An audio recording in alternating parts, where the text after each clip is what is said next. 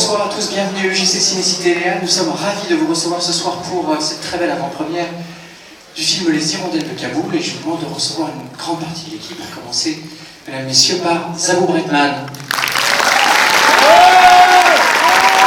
Merci d'être là également, Elia Goulou-Levelec. Zita Enro, Lia Babas, Alice Siro, qui a composé la musique,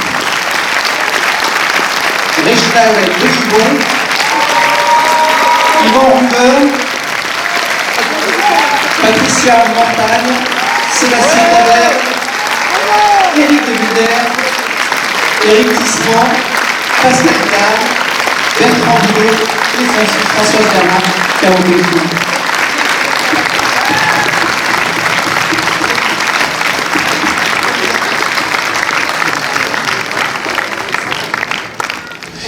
Pas tous là, il manque Simon Carian, il manque Swan Arlo, Alexandre Mallet, qui est le distributeur qui va arriver, il manque quelques comédiens encore, il manque Michel Jonas, parce que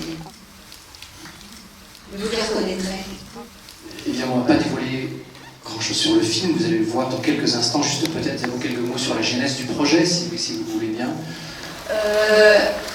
Il y a un jeune producteur, qui s'appelle Julien Monestier, qui était venu me voir en proposant un scénario déjà existant d'après le roman d'Yasmina Khadra, Les Hirondelles de Kaboul, afin de réaliser un film d'animation. Et j'ai toujours pensé en tant qu'actrice qu'il y avait peut-être aussi, et il n'y a pas que celle-ci, une autre façon de procéder, c'est-à-dire de prendre d'abord le jeu des acteurs en priorité, de faire une bande son, et ensuite de faire de l'animation. C'est pas la seule possibilité, bien entendu, mais c'était une des possibilités. Pour ce film-là, qui demande une grande justesse, je pensais que c'était adapté.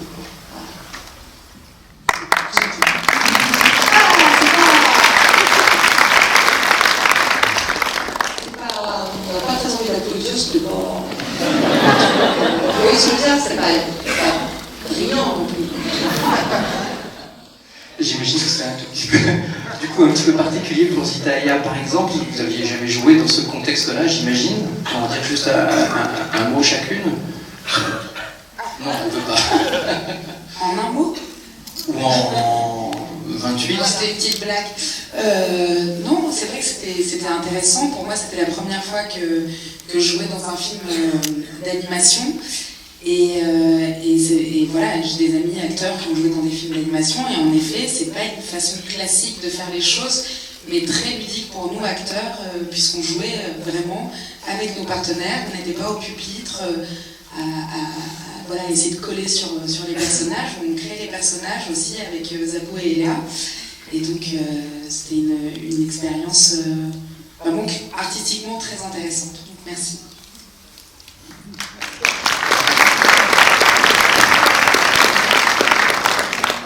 Elle me regarde. Non mais c'est vrai, je rajoute pas beaucoup. Moi j'avais vraiment eu l'expérience déjà, il faut que je le dise parce que c'est la vérité, avec Michel Oslo dans Azur Asmar. Ça a été fait de la même manière. Ça veut dire qu'on a enregistré les sons avant l'animation. Il y avait une sorte d'animatique avec des dessins en noir et blanc d'abord. Mais il n'y avait pas de son de tout en fait. Et du coup, il a créé tous les dialogues, tous les paroles. Mais bon, on n'est pas pour Michel, on est là pour Zabou. Et pour le film. On est un peu là pour Michel. Mais effectivement, j'avais vraiment goûté un peu à cette expérience que je trouve super intéressante, puisqu'effectivement, quand on joue pas avec son propre corps, on joue parce qu'on sait qu'inconsciemment, on joue pour un son enregistré.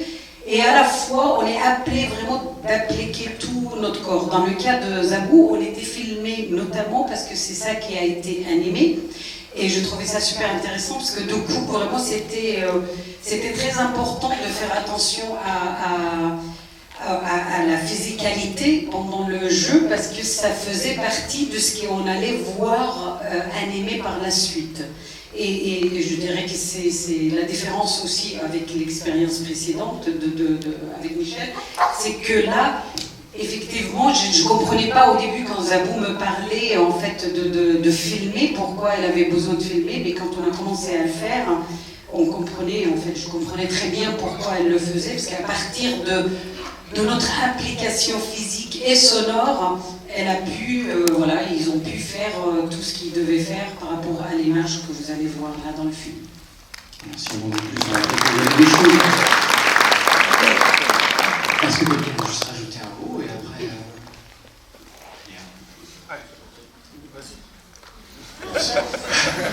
Attendez, pas parler tout de suite.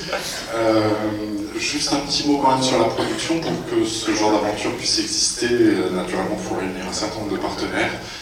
Je voudrais rapidement les citer en espérant que je ne vais pas en oublier. Depuis le développement, l'envoi, la ProCirep, le CNC naturellement, l'image dans la production, Memento, le distributeur partenaire déterminant dès le départ. Arte en France, Canal+, France Télévisions Distribution, tous les partenaires au Luxembourg et en Suisse. Je ne pense pas en avoir trop oublié, j'espère. Voilà, il faut réunir pas mal de monde et il faut, au-delà de tout ça qui ne sont jamais que des moyens, il faut laisser le talent aux artistes et leur créer de la place pour s'exprimer. Et j'espère que ça se voit à l'image.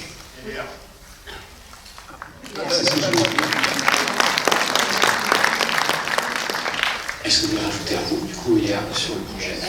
Je veux dire surtout merci à tous d'être là ce soir. Et puis c'est un moment important là parce que ça y est, le film va commencer vraiment à prendre son envol ce soir et qu'il va enfin être accessible à tout le monde. Donc c'est un moment chouette. Et après de longues années de travail qui ont été très fastidieuses et avec beaucoup de doutes et de passion, 3 ans et demi, 8, bon, c'est 6 ans de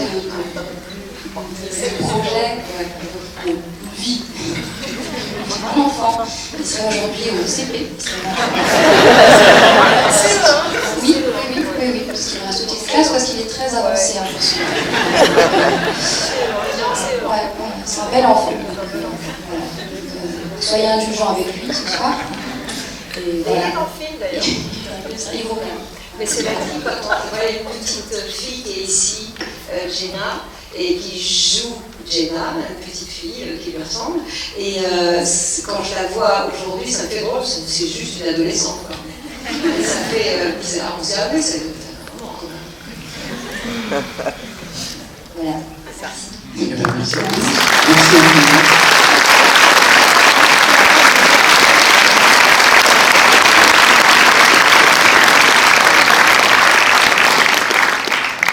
Merci. Le garçon qui parle pas le grand.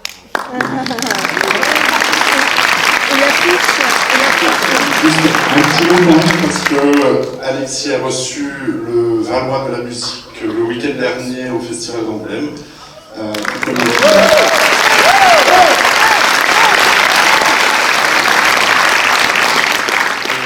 Et le film a reçu le Valois de Diamant pour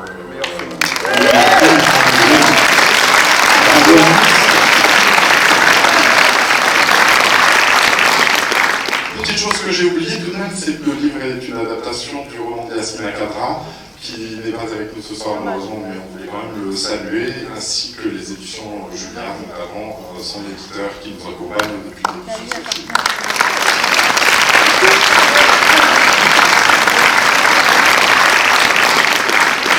Qui a fait l'affiche? C'est un monsieur que j'aime beaucoup parce que c'est un de mes meilleurs amis qui s'appelle Stéphane Ferrins et il a fait cette affiche et c'était pas facile de faire l'affiche d'un film qui est d'abord un film avant de dire oui c'est un film d'animation, c'est un film d'animation, c'est un film et voilà, c'est ça qu'on voulait faire, c'est un film d'abord et il a trouvé cette affiche parce qu'il a dit que quand il a vu elle faire ça dans le film, il est tombé amoureux d'elle.